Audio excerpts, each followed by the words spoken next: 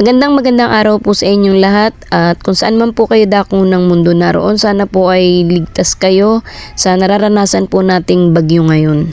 Kung napanood nyo po yung nakaraang video na kumuha po tayo ng bagong couple, isang female at isang male na gagawin nating bagong breeder at inilagay natin dito sa 5 gallons na aquarium, ito po yung update sa kanila ngayon.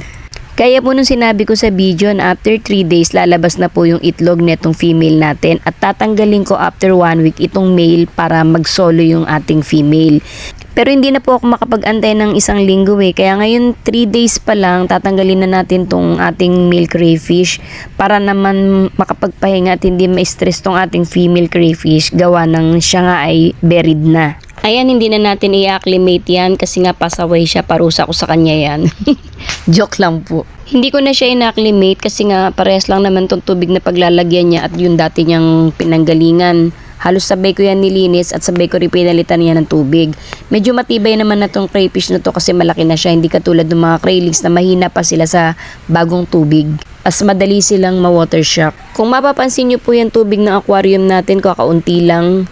Binawasan po natin yan gawa ng nawalan po ng kuryente kahapon. Hindi po kasi po pwede na walang hangin ang ating mga crayfish. Kaya kung mawawalan po ng kuryente sa inyo at meron po kayong alagang crayfish, ibaba nyo lang po yung tubig para po yung crayfish nyo makalanghap pa po ng hangin. Pwede pa po silang umakyat kung meron po silang maaakyatan. Kung tutusin yung ganito kalaking crayfish, kaya naman po nito ng walang aerator hanggang 4 na araw. Pero yung iba sabi hanggang 5 araw kaya daw. Pero yung maliliit na crayfish po, hindi po talaga kaya kahit isang buong araw lang. Kailangan po talaga kapag nawala ng kuryente, yung po mga craylings, ibaba nyo po ng sagad yung tubig. Yung halos naglalakad na lang sila dun sa kanilang tank. Yung hindi na sila kayang lumangoy dahil sa baba ng tubig. At dapat meron silang mga matutungtungan, meron silang mga bato o kaya yung mga labaring o labarak. Lilinisin muna natin tong aquarium, tatanggalin natin yung mga dumi-dumi nila at saka yung mga sobrang pagkain na hindi naubos. Gagamitan lang natin to ng maliit na hose para yung dumi lang talaga yung makuha at hindi masyadong sumama yung tubig. At dadagdagan uli natin ng tubig kung gaano lang din yung nabawas natin. Pansin nyo ba guys, umiiwas siya dun sa ilaw. Ganyan talaga yung mga crayfish kahit babae o kahit lalaki. Umiiwas talaga sila sa ilaw, lalo na to buntis. Hindi naman ako pwedeng hindi gumamit ng ilaw kasi madilim ngayon dito sa area na pinaglalagyan nila. Bibilisan na lang natin yung paglilinis ng aquarium para makapagpahinga na tong crayfish natin. Gabi lang kasi talaga yung free time ko sa paglilinis ng mga aquarium dahil nga marami tayong ginagawa sa araw. Ayan guys, nalinis na natin yung aquarium, natanggal na natin yung mga sobrang pagkain na kalat-kalat dyan sa lapag at natanggal na rin natin yung mga dumi-dumi nila. Magandang tingnan yung aquarium kapag malinis, no? At saka mas makikita natin talaga yung activity ng mga crayfish kapag malinaw yung tubig. Kaya mas maganda talaga sa lahat yung tank mo, yung aquarium kesa dun sa mga ibang tank na hindi natin nakikita yung mga crayfish. Tingnan nyo to guys, iilawan ko saglit para makita nyo na rin yung itlog talaga doon sa belly niya para ma-confirm nyo talaga na buntis talaga at maniwala kayo sa sinabi ko na after 3 days lalabas talaga yung itlog ng mga crayfish pagkatapos nilang maasawa. Ayan, nakita nyo. Nakakatuwa kasi first time nagbuntis na itong crayfish na to pero ang dami niyang itlog Karamihan kasi kapag unang pagbubuntis ng mga crayfish, konti lang yung itlog. Tapos kada uulit at uulit silang magbubuntis, padami ng padami yung nagiging itlog nila.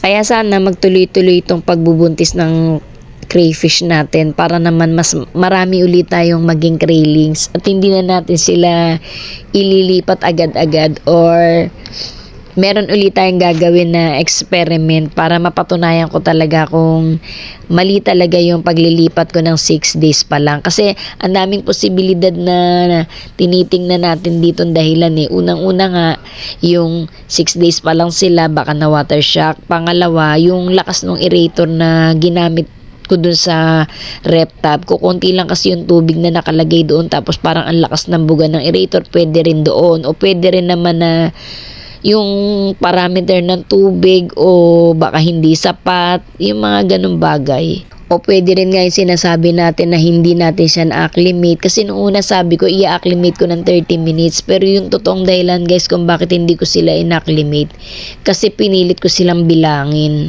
So hindi ko sila mabibilang kung magkakasama sila sa isang lagayan kaya ang ginawa ko binukod-bukod ko yung pagkuha, binukod-bukod ko ng lagayan tapos binibilang ko tapos saka ko sinasalin pagkabilang ko. So hindi ko talaga sila na-acclimate agad ng matagal. Yung mga nakaligtas siguro yun na lang talaga yung pinakamatitibay. Ayan guys, so ganyan lang ginagawa ko pagka naglalagay ako ng tubig o nagsasalin ako ng tubig. Gamit din yung hose na maliit. Iyan din yung ginagamit ko na hose kapag nagtatanggal ako ng mga dumi-dumi. Tapos yan na rin yung ginagamit kong hose pag nagdadagdag ako ng tubig. Hindi naman kasi maganda guys kung tabo-tabo yung gagamitin natin kasi masyadong mabibigla yung ating mga crayfish kapag maraming tubig agad yung dumagdag doon sa kanilang lumang tubig. Kaya mas maganda talaga na maliit na hose lang yung gagamitin natin sa pagsasalin ng tubig para unti-unti humahalo yung bagong tubig doon sa lumang tubig nila nang hindi sila nabibigla. Tsaka may naitutulong din yung aerator, yung hangin kasi mas nai-spread niya yung bagong tubig doon sa luma. Alam mo yon, yung temperatura unti-unting nagpapantay. Kaya simulat sa pool na mag-alaga ako ng crayfish, ganyan talaga yung sistema ko ng pagbabawas ng tubig at pagbabalik ng tubig doon sa aquarium. Yung hose na maliit na yan lang yung ginagamit ko. Never talaga ako nagsali na tabo-tabo yung ginamit ko. Kaya kung hindi ka talaga matyaga, hindi ka tatagal na mag-alaga ng crayfish. Katulad din ng pag-aquarium yan. Nagkataon lang talaga na napakahilig kong mag-aquarium. Dati pa talaga ang dami kong inaalaga ang isda.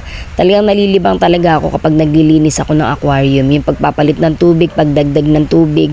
Talagang ayan na talaga yung routine ko na talaga sa kanila yan. Kaya one time na nagkaroon ako ng pagbabakasyon ng 1 linggo sa Tarlac, sobrang nag-aalala talaga ako. Tawag ako ng tawag sa amin, kumain na ba yung crayfish, ganito lang kadami dapat, ang dami kong bilin. Pansinin nyo, baka mamaya may mga aerator na hindi bumubuga ang hangin, o kaya baka may nag-aaway na, nagmumolt na, o baka may buntis na. Ganun talaga yung pag-aalaga ko talaga sa kanila. Never ko kinatamaran talaga yung pagpapakain sa kanila. Hindi talaga ako nag-i-skip ng pagpapakain sa kanila. Tsaka tinitingnan ko talaga kung yung pagkain na binigay ko kagabi naubos ba o kung sobrang dami, talaga tinatanggal ko rin kagad. Ayoko rin kasing sobrang nakababad sa aquarium yung mga pagkain na hindi naubos. Kasi nga, dyan nagmumula yung ammonia ng tubig. Lalo na ako, wala akong filtration.